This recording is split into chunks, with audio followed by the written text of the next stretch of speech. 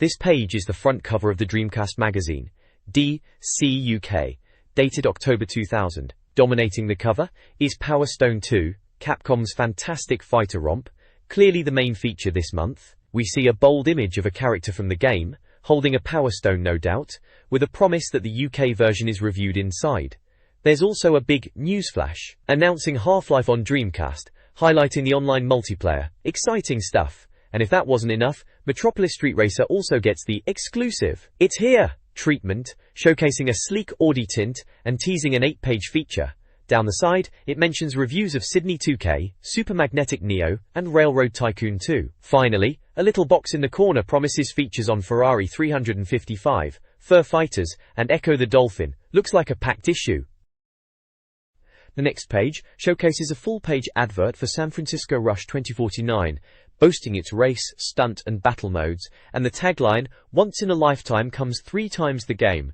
It's clearly a highly anticipated title, promising to be coming soon on September 22nd for both Dreamcast and Nintendo 64. We get a glimpse of the futuristic racing action with various screenshots. Flicking over the page, we're into the meat of the magazine with the On the Cover section, expanding on the games teased on the front. First up is Metropolis Street Racer, where the team visited Bizarre Creations and were clearly impressed by their dedication, emphasizing the level of detail in the game. Then there's a preview of Ferrari 355, highlighting the challenges of bringing such a visually impressive game to the Dreamcast. Half-Life also gets a mention, confirming John Jordan's high praise and the online multiplayer aspect. Interestingly, there's a piece called Forbidden Games, pondering why certain types of games, like dating sims, seem to be missing on the Dreamcast. Finally, Power Stone 2 is recommended once again, emphasizing the new 4-player mode and strategic elements. Keith Stewart's welcome editorial reinforces the focus on Metropolis Street Racer, talking about its realism,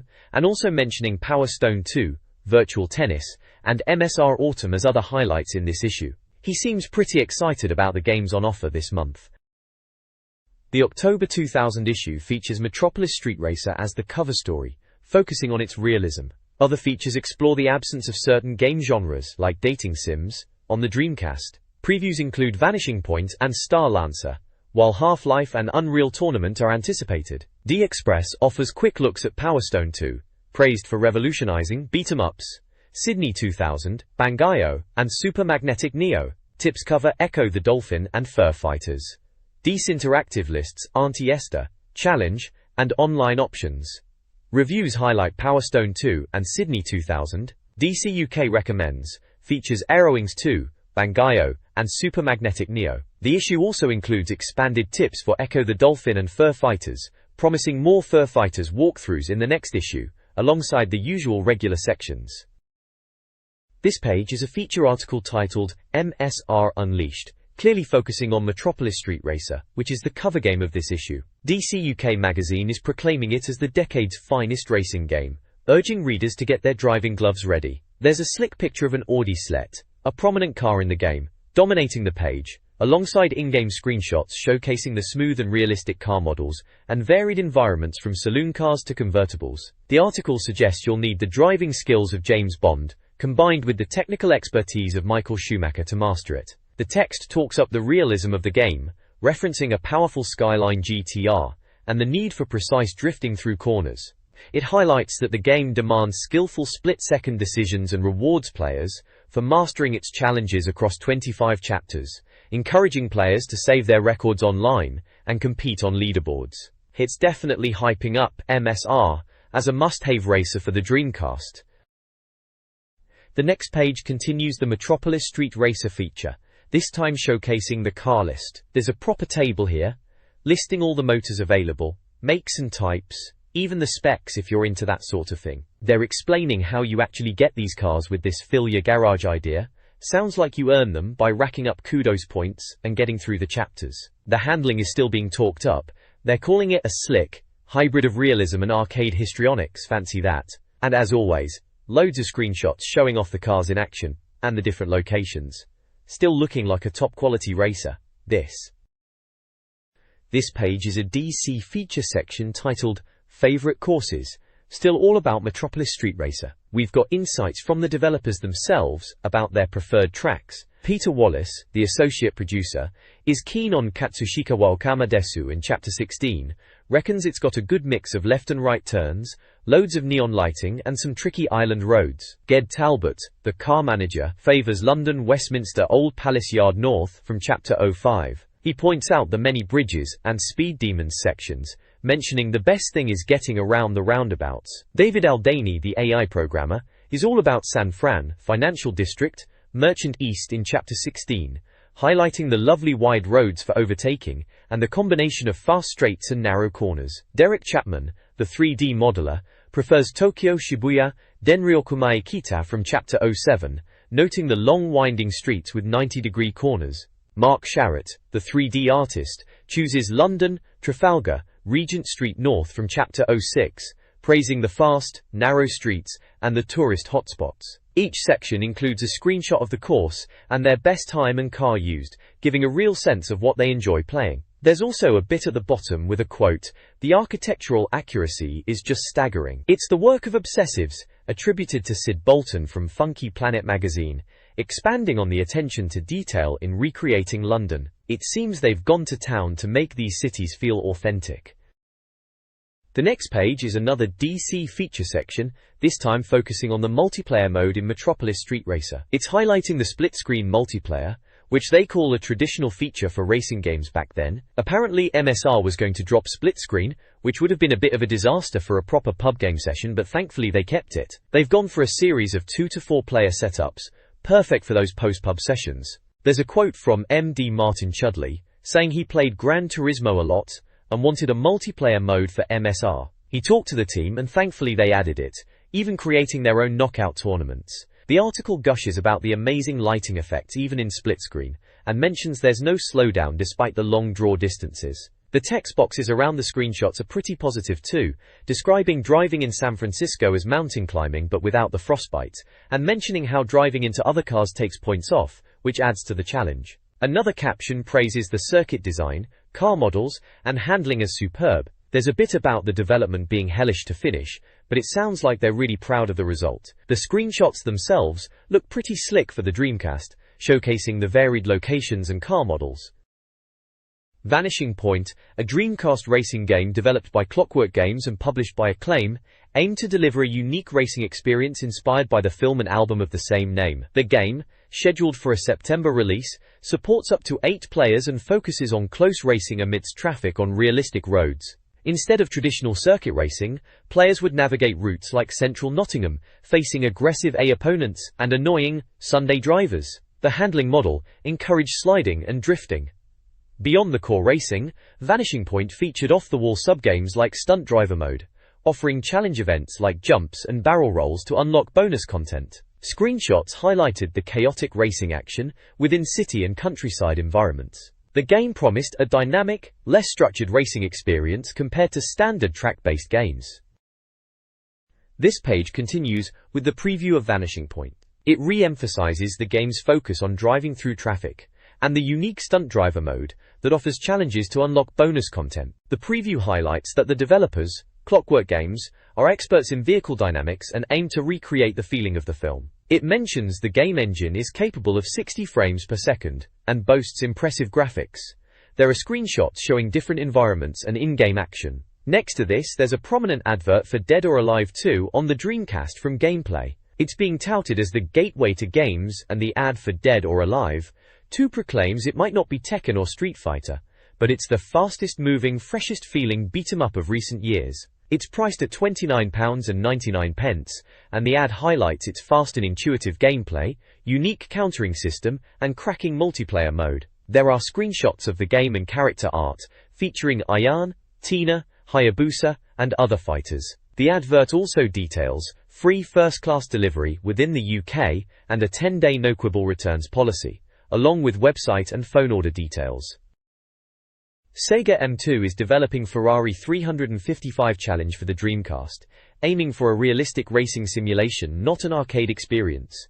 The game emphasizes a true driving challenge, with aggressive AI and driving aids that can be turned off for a more authentic experience. Players will need to master the game to remove the aids and truly win. The game will offer an in-car view, enhancing realism. It features tracks like Laguna Seca and Nürburgring, and even includes a checkpoint system reminiscent of Outrun.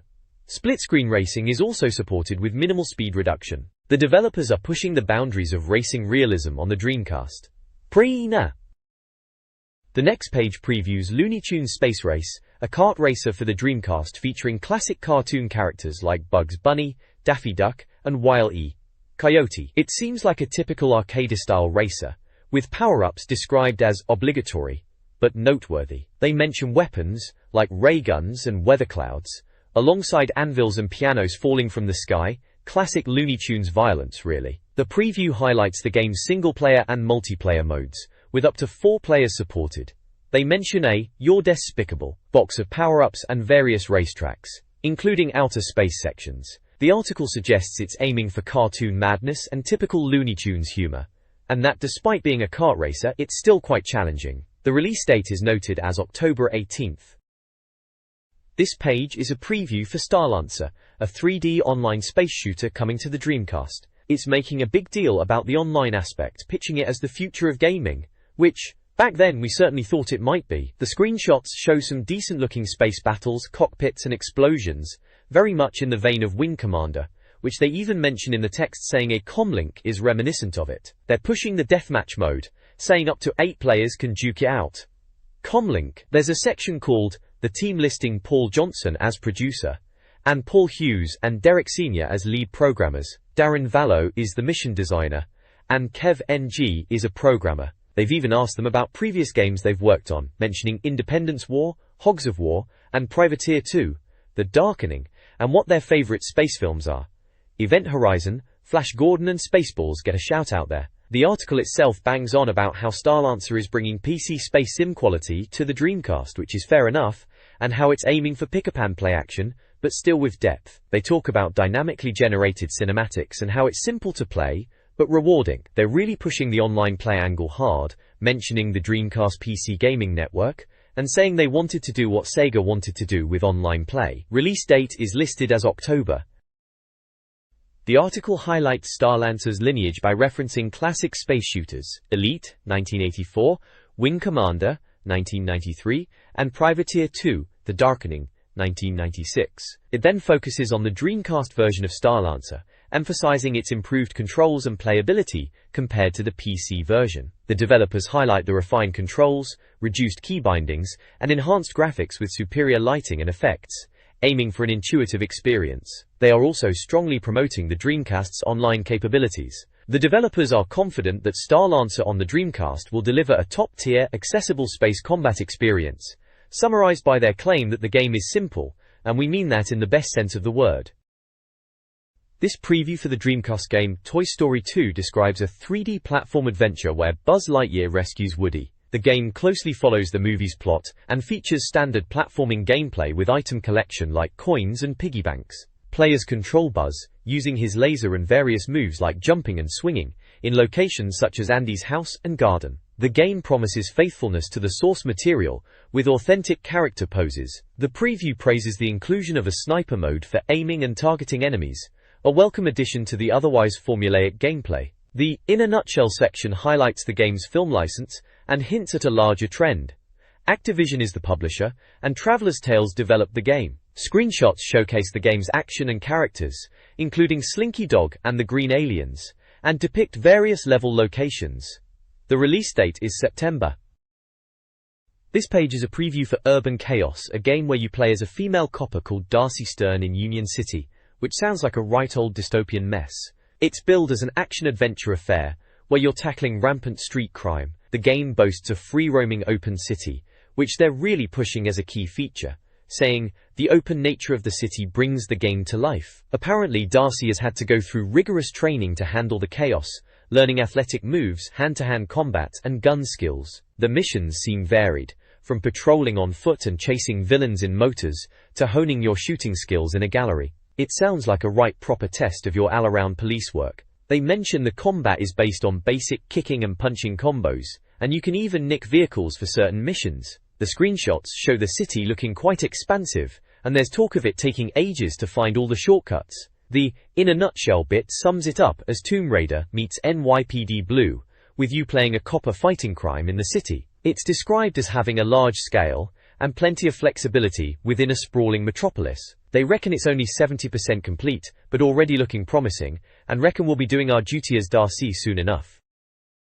This page is all about Gunbird 2, a vertically scrolling shooter for the Dreamcast. It's touted as a proper mental game, continuing in the same vein as other Psycho shooters, which are known for their distinctive flavor. The article mentions it's got this bizarre anime-style design, and a storyline that sounds like it's come straight out of a Lewis Carroll fever dream. The screenshots showcase the game's manic bullet hell action, with screen-filling explosions and loads of projectiles to dodge. They're highlighting the you versus the world scenario, emphasizing the intense, overwhelming odds you face. Apparently, the bosses are massive and fill the screen with bullets, requiring every opportunity to use dodges effectively. The flip screen feature is mentioned as a neat touch for those with a proper widescreen setup, letting you flip the screen horizontally to fill the display, as the original arcade was a vertical screen. The article praises the game for its old-school shooting action, rapid-fire gameplay and quirky Japanese style, saying it's got plenty of strangeness and you'll be scratching your head at times. They reckon if you are into these types of shooters,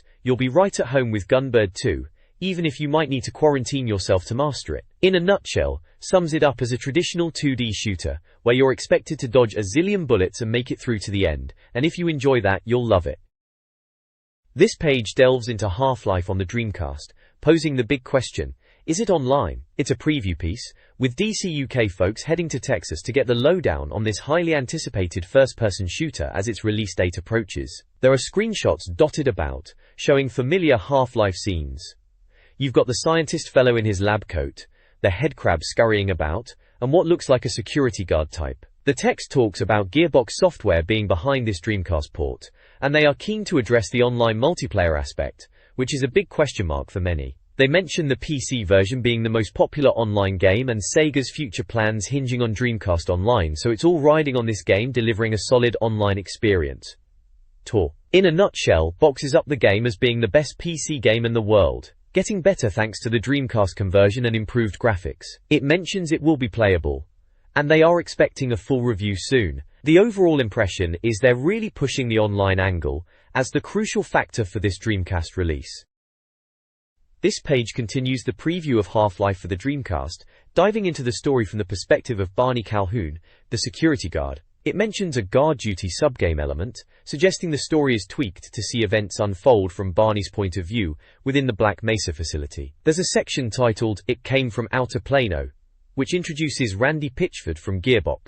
Apparently, he and his Rebel Boat Rocker team, who have a history working on PC titles like Civilization and Quake, are behind this Dreamcast conversion. It sounds like they're really keen to nail the online multiplayer aspect, given Half-Life's PC online popularity and the Dreamcast's online aspirations. Randy himself is quoted, and the magazine is clearly impressed by the improvements made to the Dreamcast code. They highlight graphical enhancements and smoother frame rates, claiming the Dreamcast version is shaping up very nicely. They are really pushing the online play angle, and the community experience they hope Half-Life will bring to the Dreamcast. It's all sounding very positive, with the clear message being that Gearbox are putting in the effort to make this a top-notch Dreamcast online experience. This page is a big advert spread from Gameplay, pushing their extended sale on all Dreamcast games. They're clearly trying to shift stock, promising games for under 30 quid, while stocks last. They are showcasing the Dreamcast console itself, branding it as the ultimate gaming console with amazing 3D graphics. They've got a Dreamcast bundle with Choo Choo rockets and are pushing all the accessories too. VMUS, keyboards, controllers, even steering wheels and fishing rods. The right side is just a wall of gamebox shots and a long list of titles you could pick up. Games like Fur Fighters, Echo the Dolphin, House of the Dead 2, and Sonic Adventure are featured in the ad, alongside loads more from racers to fighters to platformers in the price list. It's basically a Dreamcast fire sale. Rumors swirl around Half-Life on Dreamcast, with expectations of online capabilities. Sega Europe and Sierra are reportedly planning a joint announcement, potentially at the European Computer Trade Show in September, with the online portion possibly being a standalone mission, Guard Duty. The magazine previews upcoming games, with many highly anticipated titles listed for September/October, including Extreme Sports, Ferrari 355 Challenge, and Half-Life. The November/December lineup includes Alone in the Dark IV, Jet Set Radio, and Shenmue. Finally, a price drop for the Dreamcast is rumored, with retailers already reducing prices, suggesting potential bargains, especially with the holiday season approaching. This issue of DAC Express previews several upcoming Dreamcast titles. Sega Europe plans to leverage PlayStation 2 delays.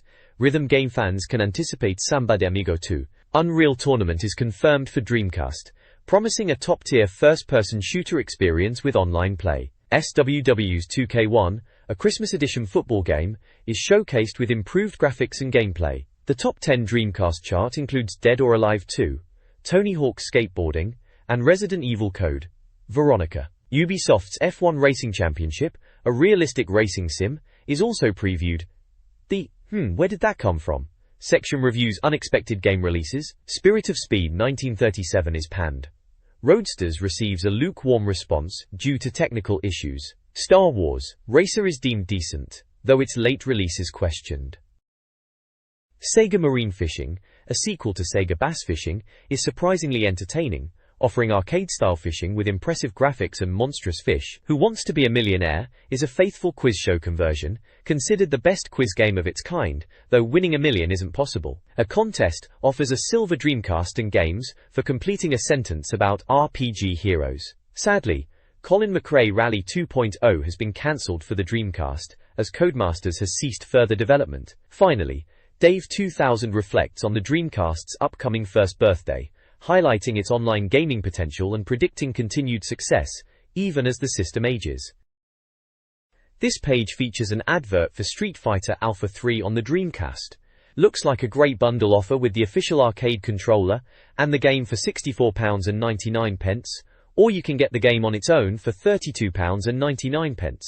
They're really pushing the Ultimate Incarnation angle, highlighting Ryu, Ken and the rest of the mob, promising bone-crunching action and depth to the gameplay. You've got your classic characters, and some new faces from previous Street Fighter games, boasting 3 different playstyles to train your character. On the right side there's a report called Beached in West London. Seems like Sega put on a Dreamcast beach football challenge down in Richmond. They're saying it was quite the event, bringing in ex-footballers like Cantona, alongside players from Arsenal, Liverpool and Manchester United. Sounds like they had some dodgy weather, but still managed to have a laugh.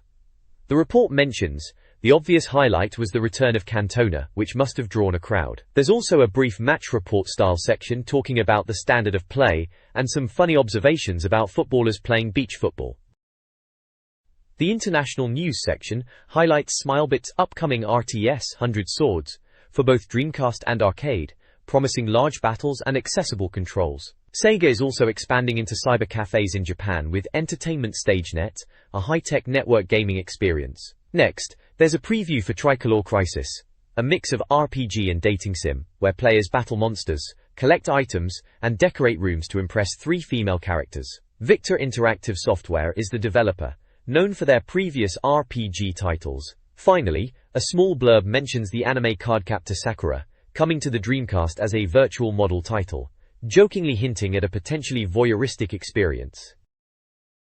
Forbidden Games explores the unique landscape of Japanese video games, contrasting Western perceptions with their actual popularity. The text highlights working games, simulations like Tokyo Bus Guide, and Let's Make a Pro Baseball Team, reflecting Japan's work-focused culture through in-depth gameplay. Other examples include horse racing and train simulations. The page also examines manga games, emphasizing manga's influence on Japanese game development, referencing Astro Boy's impact. The case study focuses on Sakura Taisen, a successful series blending strategy and dating sim elements, where relationships with mech piloting characters influence battle outcomes. Additional examples include Nadesico the Mission, and quirky RPGs, with retro visuals. This page continues the exploration of Japanese game genres, moving on to dating games and music games. Under dating games, the feature focuses on Tokimeki Memorial as a prime example, highlighting its slightly different approach to dating sims, with management aspects, and aiming to win the girl by graduation. Other examples mentioned are White Illumination, Memories Off and Photo Memories, all games focusing on romance in typical Japanese settings like schools and towns. The article describes dating games as a popular genre in Japan where you select options to win affections, seeing it as light-hearted practice in the art of charming the opposite sex. Moving to music games, The page looks at the Konami Bamani craze, with Dance Dance Revolution and Poppin' Music as case studies. Dance Dance Revolution is described as a home version of the arcade hit, involving stepping on arrow pads to music, popular even here in the UK as Dance Mat Challenge. Poppin' Music is featured as another popular music game, with a more pop-oriented and Japanese style using trapezium-shaped buttons and cartoon characters. The article mentions other music game examples like Puyo Puyo Da, Super Producers where you manage a J-pop star, Sonic Team Powerplay as an audio achievement game, and Real Sound 2, a game for the blind, which is certainly unique. This page delves into the world of Dreamcast modification, specifically the dark art of chipping. It's essentially a how-to guide for fitting a mod chip into your Dreamcast, step by step with pictures, so you can play import games. It explains how the Dreamcast has regional lockout, and this chip bypasses that. They walk you through opening up the console, removing bits, soldering, and putting it all back together. Sounds a bit fiddly, and they do warn you'll invalidate your warranty if you give it a go. Flicking over to the right, we've got piracy in big letters. It's all about the thorny issue of game piracy back then. It makes the point that copying games is theft, plain and simple, and hurts the industry. They're saying for every legit PlayStation game sold, roughly 10 copies were floating around. It touches on the impact on game development and the broader social problems it causes, mentioning the K-drum capacity being a big factor in enabling piracy. There's a note at the end essentially saying, chipping to play pirate games is a no-no, and it's always better to buy legit. Good solid points really. This page details methods for playing import games on the Dreamcast. The Japanese machine method involves purchasing a Japanese Dreamcast console which plays imports directly. The disc swap method, a less reliable tactic, involves swapping discs during gameplay. The action replay method uses an action replay CDX to load import games, offering compatibility with NTSC and PAL formats. The page also includes a shop section listing retailers for import games and consoles. Several advertisements are present, promoting Dreamcast import games, hardware, and related services from various vendors, including Direct Intel Games, Otaku Planet, GDC, Skill, and CA Games. The DC review section from October 2000 opens with an advertisement for Daily Radar UK, a gaming news source. The review section then presents Dreamcast game scores. Power Stone 2 receives a 058, praised for its action. Sydney 2000 gets a 064, lauded as the official game of the Olympics. Aerowings 2, Airstrike scores a 068, noted for its realism. Bangayo gets a 070, for its shoot-'em-up gameplay. Super Magnetic Neo earns a 072, described as a colourful platformer. Walt Disney World Quest, Magical Racing Tour gets a 074, a no, to the Mario Kart clone question. Railroad Tycoon 2 scores a 076, recommended for RTS fans. Reader listings and reviews are mentioned at 078 and 082, respectively. The What's the Score section explains the review system, with 5 being average and 10 being exceptional.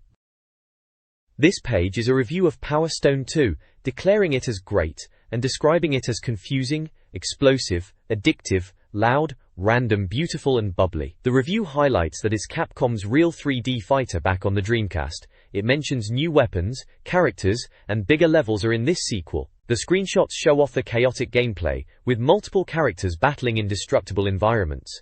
There's a section called Top Trumps showcasing in-game items. The Detritifier, which turns enemies to stone. The Powerful Buster, which charges power. And the Lance of Lava, which is self-explanatory. The review is generally very positive about Power Stone 2, and its additions to the original formula.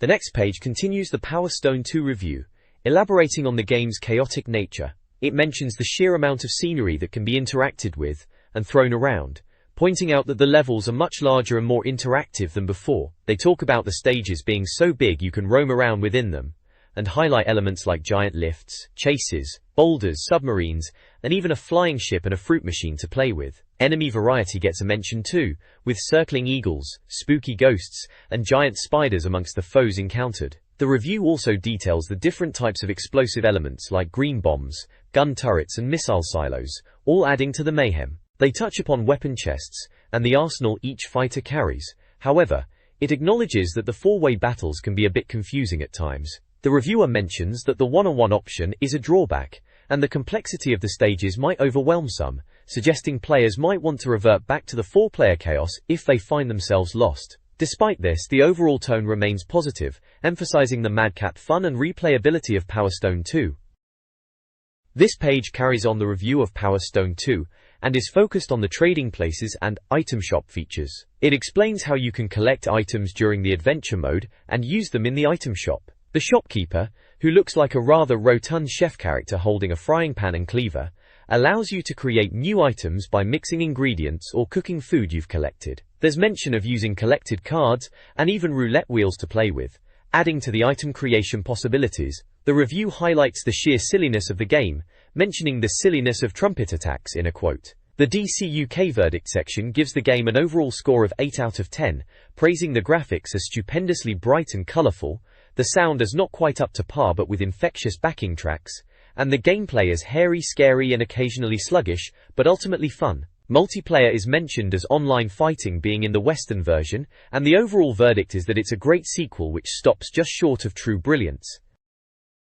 Sydney 2000 for the Dreamcast is a nostalgic sports game reminiscent of button-bashing classics like Daley Thompson's Decathlon. The review prioritizes gameplay over graphics, focusing on the core fun of recreating Olympic events. The game features events like triple jump, hurdles, diving, kayak slalom, and freestyle swimming, each relying on button timing and rhythm for success.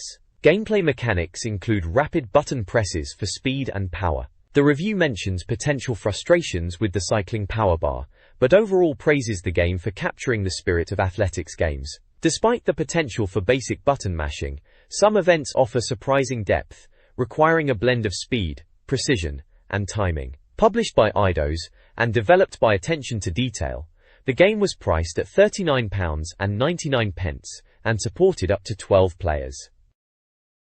The review of Sydney 2000 for Dreamcast focuses on its button-bashing gameplay, emphasizing the weirder Olympic events. The game offers a classic arcade feel, requiring players to master button presses in various disciplines, from track and field to high diving and kayaking. Screenshots showcase events like discus, cycling, and weightlifting, accompanied by humorous captions.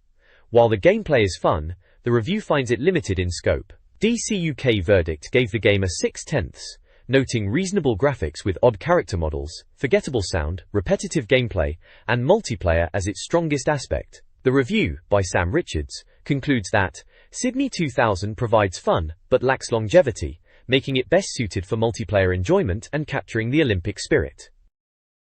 This page is a review of Aerowings 2, Airstrike for the Dreamcast, and it's got a DC UK recommends badge, which is a good sign straight away. The review is full of praise, talking about pulling 6GS in an inverse dive at Mach 2 with a Sparrowhawk on your tail, classic stuff. They reckon nothing beats the buzz of a missile hitting its target, and the game delivers on that thrill. Graphically they're impressed, calling them exquisite and realistic with detailed scenery.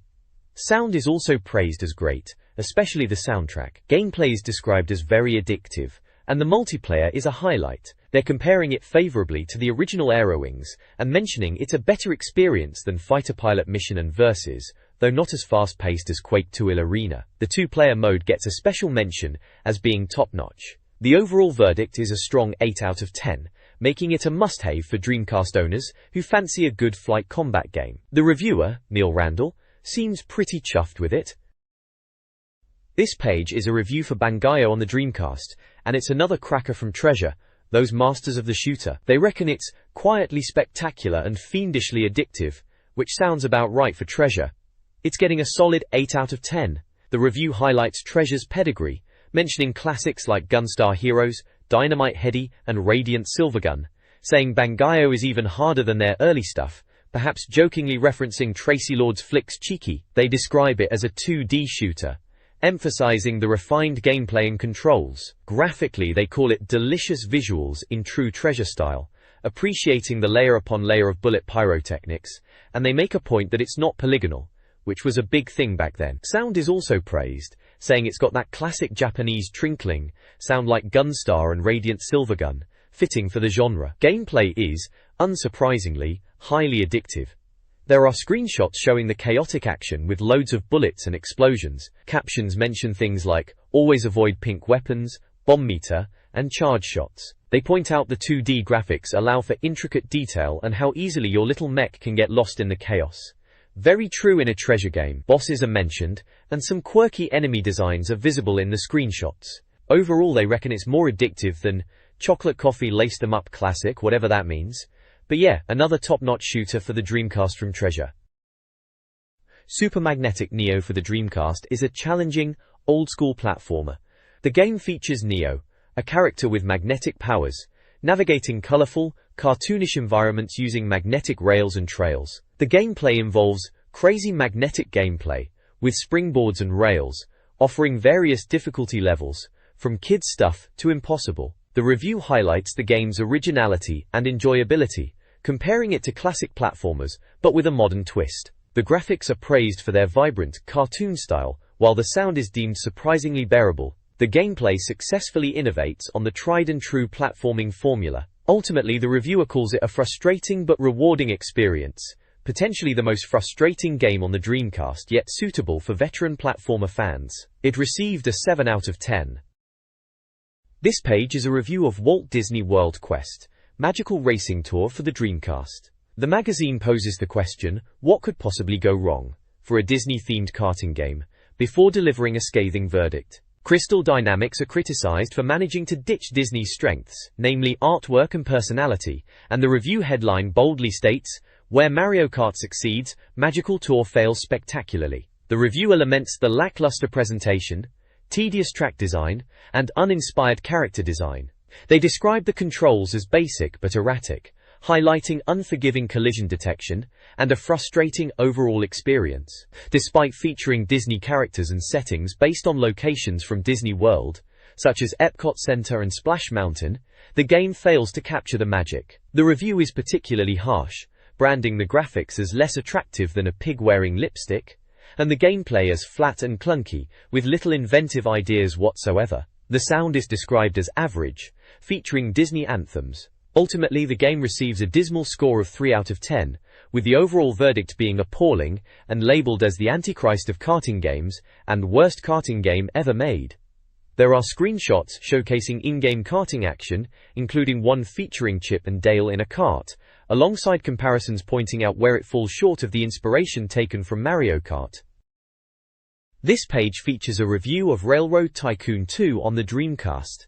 The tagline playfully asks if you are ready for a game for the fat controller in all of us, setting the scene for a deep strategy game. The review highlights the core gameplay loop of building a railroad empire and mentions a specific scenario, where you have to plan a whistle-stop tour for Theodore Roosevelt across the west coast of the US. The review mentions that the Dreamcast version is very close to the PC version, which is seen as a positive, as it avoids cross-platform issues prevalent at the time. Online play is mentioned, though it's noted to be slightly different from the PC experience. The interface is criticized for not being easily accessible, suggesting menu navigation could be fiddly. However, the missions are praised for their variety. The DC UK verdict box breaks down the scores, noting the graphics are not cutting edge but combine well with the zoomed 3D camera. Sound is praised for the bluesy Dixie tunes, fitting the US maps. Gameplay is considered deep, with lots of management, and multiplayer is hinted at being special, even though online play is still new. Overall, the game receives a solid 6 out of 10, with the verdict stating it's a solid and engrossing game, particularly for strategy fans. Though not quite a console classic, it is still considered a good play. Screenshots show in-game action and menu screens. The next page presents a comprehensive listing of Dreamcast game reviews, categorized by genre. We've got sections for action-adventure, beat-em-ups, driving and racing, miscellaneous, RPG, shoot-em-ups, and sports games. For action-adventure, titles like Crazy Taxi, Deadly Skies, House of the Dead 2, and MDK2 are featured alongside others like Blue Stinger and Expendable. The beat-em-up category includes Midway arcade classics, various sports titles like NBA 2K and NFL Blitz, and fighting games such as Soul Calibur and Power Stone. There are also dedicated best of sections showcasing screenshots for top action-adventure and beat-em-up games, featuring titles like Resident Evil, Code Veronica, Sonic Adventure, Soul Calibur, and Dead or Alive 2. The sports games section at the bottom highlights screenshots for Virtua Tennis, Tony Hawk Skateboarding, and NBA 2K. Overall, it's a solid overview of a wide selection of games available on the Dreamcast at the time, covering a broad spectrum of genres and giving a snapshot of the software library. The Declisting section reviews a diverse range of Dreamcast games. Highlights include South Park Rally, Comedy Racer, Star Wars Episode I Racer, entertaining, and Tony Hawk's Skateboarding, excellent conversion. Street Fighter Alpha 3 and Double Impact received solid reviews, while Virtua Tennis is praised. Other notable titles include Sword of the Berserk, Hack and Slash, Time Stalkers, RPG, and Tokyo Highway Challenge, Driving. The reviews are mixed, with some games like Speed Devils and Weetrix Plus being fun despite flaws, and others like Vigilante 8 and Wacky Races deemed poor. The page also features a DC glossary, defining game terms like overhead shooter and archetypal cutscene. An advertisement for Arcade Magazine promotes Timesplitters for PlayStation 2, and mini-reviews showcase Power Stone 2, Sydney 2000, and Ferrari 355. The next page showcases reader reviews and kicks off with Echo the Dolphin, reviewed by Stephen Devereaux, who calls it a classic and praises the graphics and difficulty, giving it a solid 9 out of 10. Next up is Virtual On, Oratorio Tangram, reviewed by Ricky Hollinghurst. He enjoyed the Sega Saturn conversion to the Dreamcast and the gameplay, rating it 7 out of 10. Then there's Shadow Man, reviewed by L. Eggleston, who thought it was alright but maybe not worth the full price, giving it 3 out of 10. Finally, Stephen Knott reviews Tony Hawk's Skateboarding, calling it a fantastic conversion with great gameplay and graphics, awarding it a 9 out of 10. Moving on to D-Tips, this month's Hints of the Month are for Echo the Dolphin. The page also has a codes section featuring cheats for Bust-A-Move 4, Dance and Rhythm, and Tony Hawk's Skateboarding. There's a continuing feature called Part 2 of Fur Fighters. A side panel explains what you win for reader reviews and mentions sending in reviews to win prizes like controllers and memory cards. The page wraps up with a gameplay advert at the bottom right. This page is the D-Tips section, and this month it's all about Echo the Dolphin. Following on from that cracking review last page, here we've got a proper player's guide, breaking down some of the trickier bits in the game. Looks like it's split into sections based on level areas, starting with Aquamarine Bay, which seems to be about getting past that blooming big blubbery mass and escaping beneath it. Then there's Trial Without Error, clearly dealing with the sharks in the central rock area. Looks like you need to round up 3 runaways, and another bit called Perils of the Coral Reef, focusing on navigating the tunnels and using your sonar. Finally, there's 4 Ways of Mystery, seems to be about the later levels and dealing with octopi and central caverns, grabbing glyphs and all that. It's a handy guide for anyone stuck in those fiendish puzzles Echo throws at you. Proper head scratchers they were back in the day, but brilliant all the same. The next page in D-Tips offers a walkthrough for Echo the Dolphin, continuing from last month's review. It's broken down into sections tackling different areas of the game. First up is Up and Down, which is all about getting past that big whale at the start. Seems you need to use a turtle to locate a glyph. Then it moves on to You'll find another glyph on the way up. Looks like you need to grab the Power of Endurance and navigate an underwater volcano area, dealing with obstacles and some electric rays, before grabbing another power-up called Power of Stealth. This oversized moray is very quick. Section deals with a moray eel and requires grabbing the Power of Morphing and using it to get past a grill. Interesting mechanic that. Roaring Forces is about a pool area with electric currents. You've got to use stealth to slip past these fellows. Sounds tricky. Finally, Go Through the Rings to Grab the Crystal is about the end game. Looks like you need to navigate rings and deal with electric blasts to get to the final crystal. Good solid tips here for anyone struggling with Echo. Proper tough game it was back then.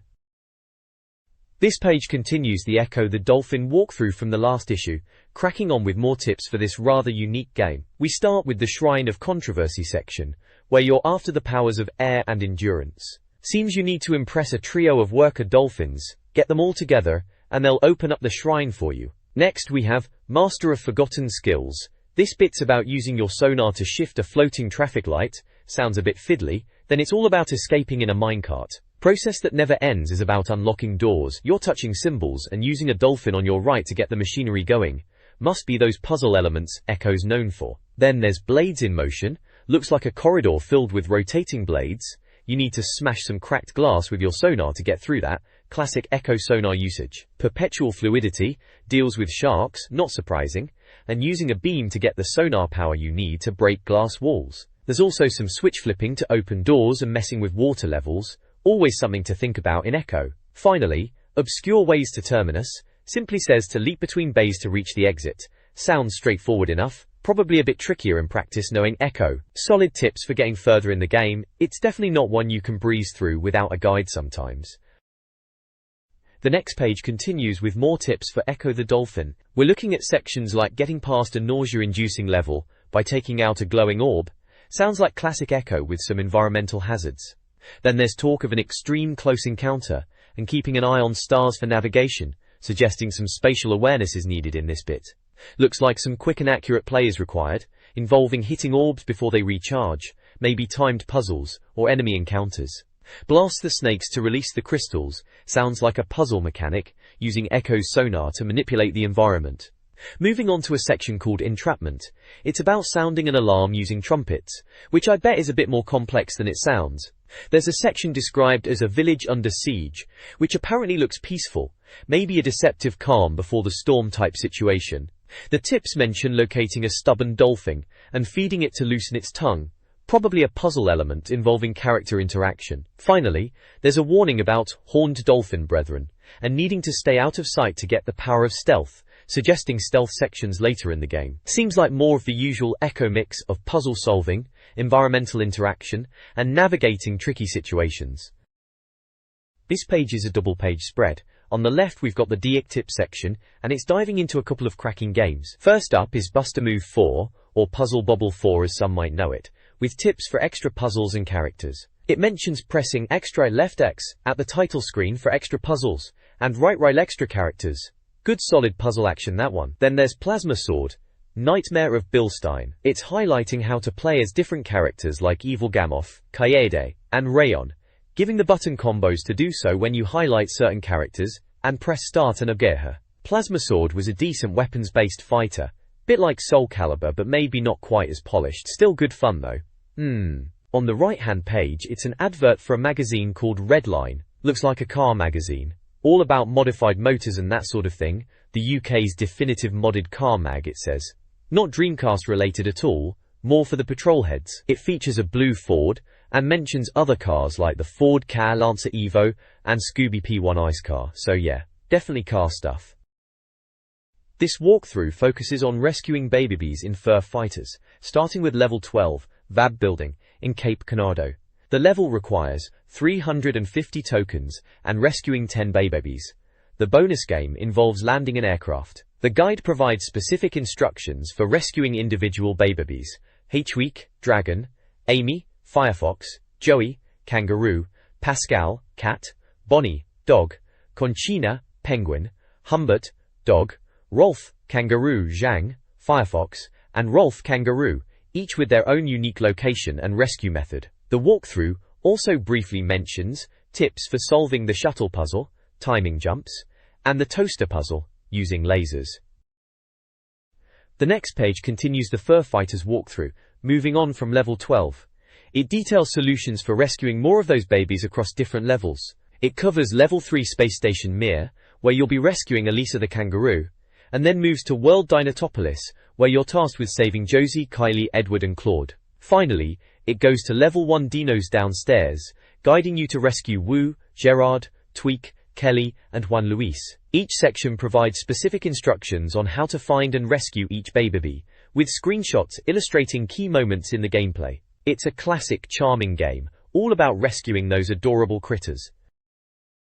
This page of Dreamcast Magazine continues the walkthrough for Fur Fighters, right where we left off. It's diving into level 2 Dinos Upstairs and level 3 Rumpus Room, guiding you to rescue even more of those adorable babies. For level 2 Dinos Upstairs, it details saving 5 of the little critters. First up is Marie the cat, then Tweak the dragon, followed by Esteban the penguin, William the dog, and finally Mweek, another dragon. The walkthrough gives clear instructions on where to find them and what to do. Moving on to level 3 Rumpus Room, there are a whopping 10 babies to rescue. The guide covers Analyze the cat, Queek the dragon, Essie the kangaroo, Dingo the kangaroo, Daniel the dog, Tin the firefox, Nweek the dragon, Charlene the kangaroo, Kenneth the dog, and Elaine the cat. Again, it's all step by step, telling you exactly how to navigate each level and snag those babies to safety. The page is packed with screenshots, as you can see, showing key spots and actions needed to get through each rescue. It's a handy guide for anyone still working their way through this charming Dreamcast classic. This article features advice columns for Dreamcast owners. Ask Auntie Esther addresses player questions, including how to unlock hidden characters in Marvel vs. Capcom 2, the future of free internet access and browsers, and online play for Quake 2i. She also confirms import games and saves are playable on UK consoles, and how to boot them. Science Officer Maximus tackles technical issues. Mark Hogg's query about poor picture and sound quality when connecting to a smaller TV leads to a discussion of grounding issues, electromagnetic interference, and the benefits of RGB SCART cables. Finally, a call for reader questions includes inquiries about the best Dreamcast games, game ratings, printing codes, the DC keyboard's usability, and recommendations for various games and reading materials. The DC Interactive Challenge offers players a chance to win a Mad Catz joypad by competing in various Dreamcast games. Challenges include excelling in Virtua Tennis's World Circuit mode, achieving high combo scores in Tony Hawk's Skateboarding's warehouse level, and completing Resident Evil Code Veronica in record time. Sega Bass Fishing tasks players with catching the heaviest bass, while Soul Calibur focuses on time attack and survival mode scores. Virtua Striker 2 challenges players to score highly. Crazy Taxi features leaderboards for Crazy Jump, Crazy Jam and Crazy Flag, with top players like Patrick Clark, Glyn Horsley, and Robert McMillan leading the charge. Players must submit proof of their scores to be judged monthly for a chance to win. This page is the D-mail section, which is essentially reader letters from you and I. The mail of the month highlights a common issue we all had back then with the VM's appetite for batteries, suggesting tips on how to manage the drain, and even mentions workarounds like using a contact cleaner. One reader in MSR Blows PS2 Away is clearly a Dreamcast diehard, having a good old moan about the PS2 and bigging up the Dreamcast's visuals, especially praising the graphics in games like Virtua Tennis and Crazy Taxi. DC Revolution is a simple but enthusiastic letter from a reader just stating his love for the Dreamcast, and what about Nintendo? Questions where Nintendo sits in the current console landscape. Shenmue Lookalike is a reader asking if other games are reaching Shenmue's visual standard, while Bleem Worry raises concerns about the PlayStation emulator Bleem on the Dreamcast, and if it's actually worth the hassle. Lastly, Give DC the Turner Prize is a proper discussion point, questioning if computer games, especially titles like Nomad Soul and Jet Set Radio, and other Dreamcast greats like Shenmue, Phantasy Star Online, Virtua Fighter 3 TB, and even F355 Challenge, should be considered art in their own right and given more critical appreciation. We can see a few screenshots dotted around from games like Jet Set Radio and Shenmue. This issue covers Dreamcast Internet news and features. It starts with info on the Bleem PlayStation emulator and made on Dreamcast websites, including a band page. A jargon buster explains Internet terms. VM Magic offers downloadable VM games, including a dice game. Dream Arena is updated with loyalty schemes, chat rooms and online shopping. Cool Sites highlights various websites like DC UK, the Darwin Awards, and even candy brands. Sega is cracking down on software piracy with Operation Omega. Finally, there's a humorous piece on Choo Choo Rocket, cheaters using a control stick trick, resulting in bans.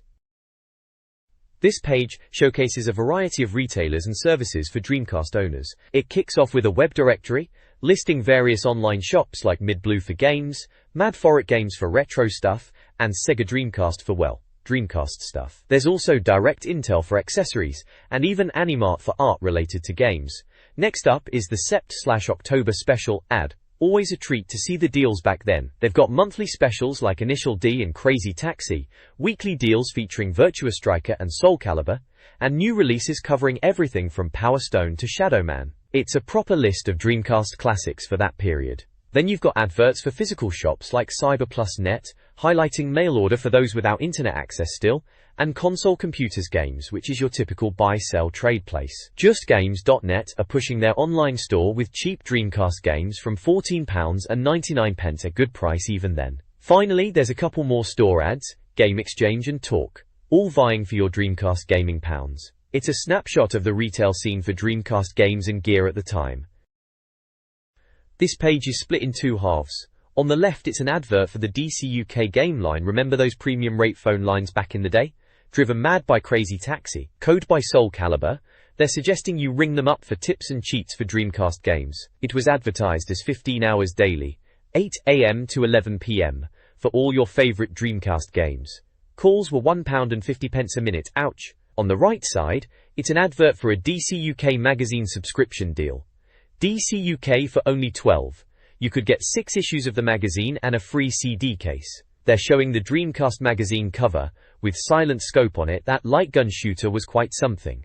It also mentions Virtua, and Hidden and Dangerous. That was a solid squad-based WW2 game. The CD case they're throwing in is a 10-disc case, pretty handy for your Gridrom collection back then. You could order online or by phone. They've got an order form too if you wanted to post it in.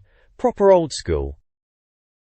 The next page is hyping up the next issue, number 15, which is out on September 26th. Shenmue is the cover star, big surprise. They're promising an exclusive first play of the UK version, and they are really pushing the boat out, calling it the future of gaming.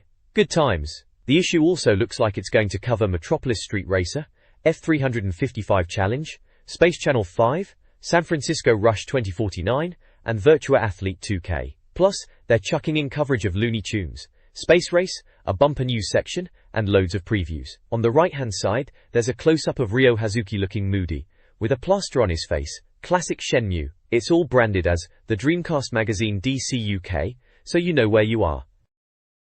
This page is a bit of a team diary, giving us a look behind the scenes at DC UK Magazine. It's Esther letting us know what's been going on. There's a quote of the month from someone called Carl, who apparently said, "I just put it on my tongue and let it happen. Bosh."